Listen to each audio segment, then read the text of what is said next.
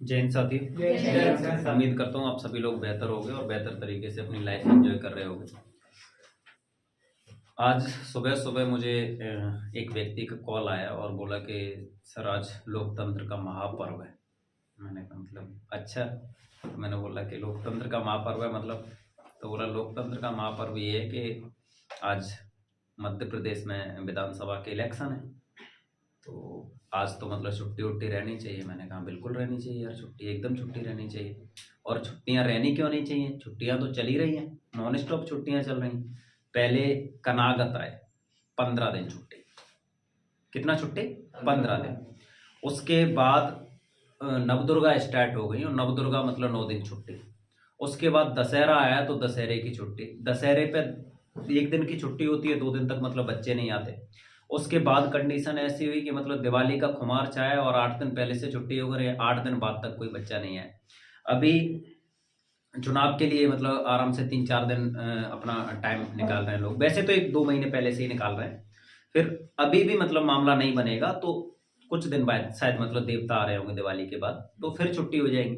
और शादियां दिवाली देवता उठने के बाद शादियां प्रारंभ हो जाती हैं, तो फिर शादियों में आराम से अपना टाइम निकालेंगे। कभी दोस्त की शादी, कभी बुआ की लड़की की शादी, कभी मामा की लड़की की शादी, कभी किसी की शादी, कभी किसी की शादी। और आराम से मतलब पट्टियां साफ करना, टेबलों को हटाना, वहाँ पे जाके मतलब बिल्कुल ऐसी मेन भूमिका अदा करना जहाँ पे लगेगा एकदम से कि नहीं हमारे बिना तो सर शादी हो ही नहीं सकती थी, उस कंडीशन में जाके खड़े हो जाना। लोकतंत्र के महापर्व का मतलब बिल्कुल यार सम्मान करते हैं, दिल से सम्मान करते हैं, लेकिन उसका मेरे पढ़ाने से या बच्चों के पढ़ने से क्या दिक्कत है। मुझे वोट डालना है, उस वोट को डालने में मुझे मतलब कितना टाइम लगेगा भाई, आधा घंटे 1 घंटा, और पूरे दिन में मैं आराम से मतलब इतना टाइम तो निकाल ही सकता हूँ, तो कोई दिक्कत नहीं, मैं आराम से मतलब जाके वोट डाल सकता हूँ। उसके लिए मुझे क्लास की छुट्टी देने की क्या जरूरत है। अब मैं जो बात करना चाह रहा हूं वो बात यह है कि हम 365 दिन में से कितने दिन अपने टारगेट के लिए समय देते हैं। मैं बोल रहा हूं 365 दिन में से कितना समय है जो हम अपने टारगेट के लिए देते हैं। तो इसका आंसर है, वो आंसर ये है कि हम 200 दिन, 365 दिन में से 200 दिन, कितना बोल रहा हूं मैं, 200 दिन शादी, पार्टी, तीज, त्योहार, साथ ही साथ तुम्हारा बीमारियां, और भी मतलब कभी इसकी छुट्टी कभी उसकी छुट्टी, मतलब 200 दिन तो इनमें निकल गए। बचा हुआ समय कितना निकला तुम्हारे पास, 165 दिन। अब जो 165 दिन है, उन 165 दिन को अगर ऐसा भी होता काश कि 200 दिन लगातार छुट्टी कर लेते तुम और 165 दिन टारगेट के लिए दे देते, तो शायद बेहतर होता। लेकिन 200 दिन छुट्टी मारने के बाद मतलब तुम बीच बीच में मतलब टारगेट के लिए, ऐसा बोलूं मैं सीधा सीधा सा, 8 दिन में से 4 से 5 दिन तुम्हारी छुट्टी होती है और 2 दिन तुम अपने मतलब टारगेट पे फोकस करते हो। और अगर तुम्हें इस बात पे यकीन नहीं है तो कोई भी बच्चा मतलब अपना 1 महीने लगातार पढ़ के दिखाए, 8 दिन मतलब कोई टारगेट सेट करे और 8 दिन में मतलब पूरा करके दिखाए, नहीं हो पाएगा, बिल्कुल नहीं हो पाएगा। क्योंकि 8 दिन के अंदर कुछ ना कुछ तो ऐसा जरूर होगा। कुछ नहीं होगा तो बुआ की लड़की का मुंडन है, बुआ के लड़के का मुंडन है, कुछ नहीं कथा हो रही है, सत्यनारायण की कथा हो रही है, यहाँ पे ये हो रहा है तो वहां इसकी जात है, वहां पे उसका मेला है, वहां पे। मैं विरोध नहीं कर रहा हूं इन सब चीजों का, 1% नहीं कर रहा हूं, लेकिन मैं जो बात बोलना चाह रहा हूं उस पर जरूर फोकस करना। और वो फोकस ये बात है, जो फोकस करने लायक बात है वो ये है कि अगर आप सफल नहीं होते हो तो आपकी इज्जत कितनी होती है पार्टियों में, आपकी इज्जत कितनी होती है किसी की शादी में जाने में, आपकी इज्जत कितनी होती है त्योहार मनाने में। और सबसे बड़ी बात यह है कि अभी तो आपकी उम्र नहीं है, इस वजह से कोई रिस्पॉन्सिबिलिटी नहीं है, लोग अभी इतना मतलब गौर नहीं करते हैं।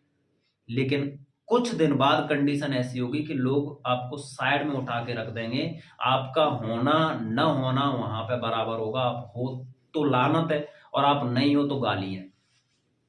समझ में आ रहा है मैं कुछ बोल रहा हूं। अगर आप वहां पे उपस्थित रहे तो बोलेंगे देख रहे ये फिर रहा है, और अगर आप वहां नहीं रहे तो आपको गाली पड़ेगी, देख रहे आया भी नहीं। इस वजह से मैं बोल रहा हूं कि आप सफल हो जाओ।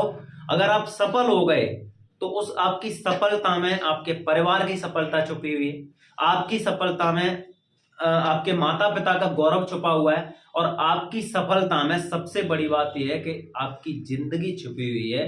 अगर आप सफल होते हैं तो आप एक बेहतर ज़िंदगी जी सकते हैं, एक अच्छे इंसान बन के ज़िंदगी जी सकते हैं। मैं ये नहीं बोल रहा कहीं से कहीं तक भी कि आपकी सरकारी नौकरी लगे, नहीं, 1% नहीं बोल रहा। लेकिन मैं ये ज़रूर बोल रहा हूँ कि एक सफल इंसान बनना बहुत ज़्यादा ज़रूरी है। अगर आप सफल नहीं हुए, तो लोगों के लिए एग्ज़ाम्पल बन जाओगे। लेकिन ये एग्ज़ाम्पल वो नहीं होगा कि उसके लड़के को देखो। ये गालियाँ होंगी आपके पूर्वजों को, ये गालियाँ होंगी आपके माता-पिता को और लोग बोल रहे होंगे कुपूत पैदा हुआ है। लोग बोल रहे होंगे उनके लड़के को देखो। लोग बोल रहे होंगे तुम्हारा बाप का नाम लेके साथ में 3-4 संस्कृत के श्लोक ऐड करके बोल रहे होंगे कि उसका राय। तो आप सोच लो, एकदम क्लियर सोच लो। आप कौन मना कर रहा है आपसे, भाई वोट डालो, एकदम क्लियर। आपको जिस आपका मत है, आपका जो वोट है, उसका आप दान करने जाओ भाई। जिसको दान करना है उसको, बिल्कुल गुप्त दान होता है, किसी को पता भी नहीं चलता कि आप किसको। एकदम क्लियर सोच समझ के, ना कोई जाति, ना कोई धर्म, ना कोई क्षेत्र, ना कोई गोत्र, एकदम इंसान देख के, विचारधारा देख के, पार्टी देख के बिल्कुल मतदान करो। लेकिन उसको इतना बड़ा हवा बनाने की जरूरत नहीं है, इतना बड़ा मतलब मुद्दा बनाने की जरूरत नहीं है। चौराहे पे खड़े होके एक कैंडिडेट के लिए मतलब दूसरा कैंडिडेट के मतलब समर्थक है, वो लड़ रहे हैं, ये बोल रहे हैं नहीं मतलब तू उसको क्या जाने, तू उसको क्या। वो दोनों बैठ के पार्टी कर रहे हैं साथ में और तुम यहाँ पे लड़े जा रहे हो। मैं कितनी बार बोलता हूँ भाई, राजनीतिक मुद्दों पर किसी से लड़ाई नहीं करनी है। आप अपना मत रख रहे हो भाई, हो सकता है कि जो आइडियोलॉजी आपकी है वो आइडियोलॉजी से सामने वाला व्यक्ति बिल्कुल भी सहमत ना हो। ये तो मत है ना, मतभेद है। तो मतभेदों को मनभेदों में कन्वर्ट क्यों कर रहे हो आप? जो मतभेद हैं उनको मतभेद तक रहने दो ना, मनभेद क्यों पैदा कर रहे हो? भाई भाई आपस में लड़ रहे हैं, हस्बैंड वाइफ आपस में लड़ रहे हैं, बाप बेटा आपस में लड़ रहे हैं, सास बहू आपस में लड़ रहे हैं। नहीं, हमें तो मतलब 1000 रुपए दिए, उसका हस्बैंड बोल रहा है 1000 रुपए दे के जागीर थोड़ी दे दी, हम बोलेंगे वहां वोट देगी। अरे भाई, उसका अपना मत है, उसका जहां मन कर रहा है उसको दे लेने दे, तेरे जहां मन कर रहा है वहां पे। और हाँ, अगर तेरे पास कोई अच्छा रीजन है समझाने की, अगर तेरे पास कोई जेन्युइन वजह है, तो उसको मतलब समझाओ कि देखो ऐसी ऐसी कंडीशन है, आप इससे परिचित नहीं हो, ऐसी कंडीशन है, तो ठीक है, समझ में आ जाए तो ठीक है। लेकिन उन चीजों को लेकर लड़ जाते हैं लोग। देख रहे हो कहीं पे भी पता चलता है यहाँ गोली कांड हो गया, ऐसा हो गया, वहां ऐसा हो गया। मतलब क्यों हो रहा है ये सब चीज? तो फिर बोली क्यों रहे हो? अगर लोकतंत्र मतलब क्यों बोल रहे हो? जहां पे व्यक्ति को अपना मत देने का अधिकार ना हो, जहां पे जबरदस्ती आपसे मतलब आपका मत दिलवाया जाता हो, उसको लोकतंत्र क्यों बोल रहे हो? उसको तो बलतंत्र बोलो। जहां पैसे से चीजें चल रही हैं उसको लोकतंत्र क्यों बोल रहे हो? धनतंत्र बोलो उसको। जहां पे बिना बुद्धि के कहीं पे भी लोग चल देते हैं उसको मतलब लोकतंत्र क्यों बोल रहे हो? उसको भीड़तंत्र बोलो। समझ में आ रहा है? लोकतंत्र का एक सीधा सीधा सा मतलब है जनता को अपने मन से राजा चुनने का अधिकार। राजा मतलब प्रतिनिधि, जनप्रतिनिधि है। राजा का मतलब वंशानुगत नहीं। राजा, अगर हम किसी को अपने अधिकार दे रहे हैं किसी को, तो अधिकार हम उस व्यक्ति को देंगे ना अपने, जिसको मतलब समझेंगे कि हाँ भाई ये मेरे अधिकारों को सुरक्षित रख सकता है, या ये व्यक्ति मेरे जो एक तरीके से हित हैं उनको साधने का काम करेगा। उस व्यक्ति के पास हम अपने अधिकार देंगे। ऐसा थोड़ी ना होता है कि हम पता चले कि किसी को भी है भाई मतलब बोल देंगे नहीं ले, मेरे डिसीजन तू ले लेना। ऐसे थोड़ी होता है। हम अपने घर की चाबी किसी को सौंपेंगे तो किसी रिस्पॉन्सिबल इंसान को देंगे ना, हाँ या ना? तो ये तो देश की चाबी सौंप रहे हैं, प्रदेश की चाबी सौंप रहे हैं, हम अपने विधानसभा क्षेत्र की चाबी दे रहे हैं किसी को। आज भी मतलब लोग जाति के आधार पे वोट दे रहे हैं, आज भी लोग मतलब धर्म के आधार पे राजनीति कर रहे हैं, आज भी लोग मतलब सोच के देखो व्यक्ति के आधार पे राजनीति मतलब बोलते हैं। वो तो भीमराव अंबेडकर के लोग हैं, बोला जाएगा कि नहीं ये तो राम के भक्त हैं, ये तो बोला जाएगा ये तो कृष्ण के भक्त हैं, ये तो इसका। अरे सोच के देखो यार, मतलब हमें प्रतिनिधि बनना है, इन सब का प्रतिनिधि बनना है, किसी व्यक्ति विशेष का या समुदाय का एक का मतलब फिक्स नहीं है कि नहीं यार ये लोग मतलब बीजेपी के हैं तो हम बीजेपी के हो गए, कांग्रेस के हैं तो कांग्रेस के हैं। हम उस क्षेत्र के प्रतिनिधि बनने वाले हैं और उस क्षेत्र की जनता के मतों को हमें समझना पड़ेगा। सबके अपने मत हैं, तो लोगों को बरगलाने की जरूरत नहीं है। मैंने तो ऐसा ऐसा सुना हुआ है, मुझे किसी ने बताया कि मतलब कल शाम को मेरा एक विद्यार्थी है, उसने बोला कि सर पता है क्या सिस्टम चल रहा है, कैंडिडेट्स ने ऐसा काम किया हुआ है कि एक जाति का, इस जाति में इस व्यक्ति का वर्चस्व है, तो उस व्यक्ति को गाड़ी पकड़ा दी, उस व्यक्ति को मतलब थोड़ा सा पैसा ऐसा पकड़ा दिया, उस व्यक्ति को बोला कि तुम्हारा काम है उस जाति को साधना, तुम्हारा काम है उस जाति को साधना, तुम्हारा।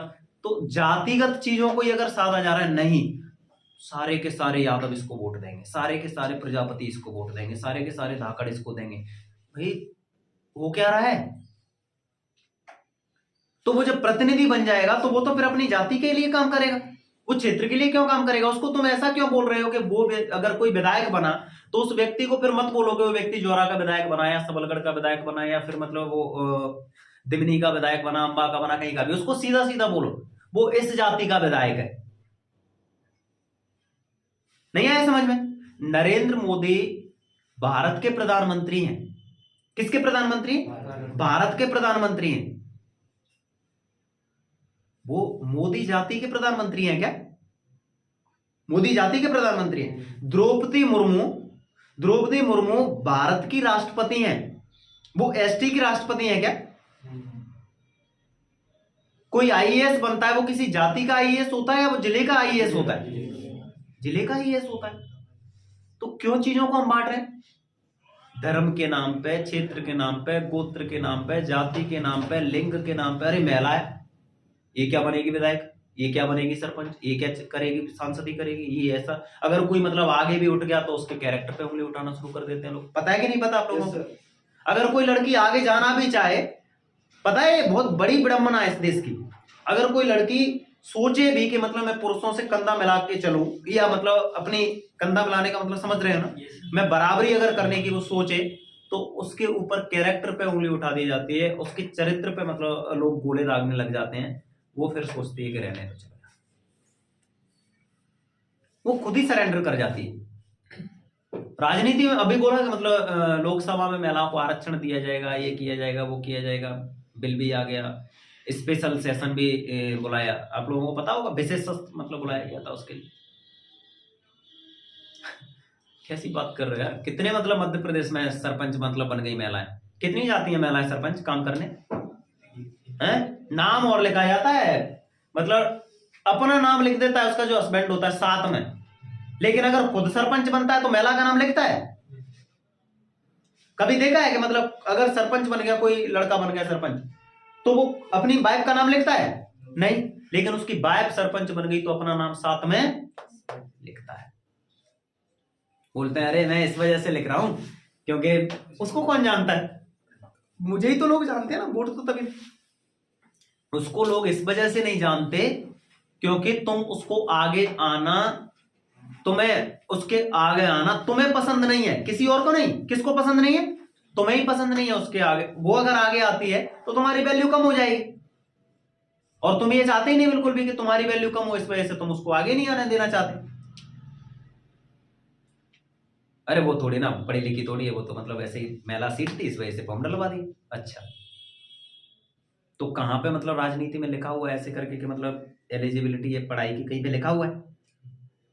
लिखा हुआ है कहीं? नहीं कि नहीं 5वीं पास चाहिए, 10वीं पास चाहिए, 15वीं पास, 15वीं समझ रहे हैं? मतलब सोचो आप भाई, मतलब वो तो मोदी है ना, मतलब पढ़े लिखे इतने प्रधानमंत्री मिल गए, ये तो देश का भविष्य है, मतलब अच्छा बना, मतलब ये तो देश के लिए अच्छी बात है। अगर मतलब नरेंद्र मोदी जैसे प्रधानमंत्री मतलब डीयू पीजी है उनके पास, शायद मतलब ग्रेजुएशन है, पता नहीं, मुझे एक्चुअल नहीं पता है, लेकिन है तो बढ़िया।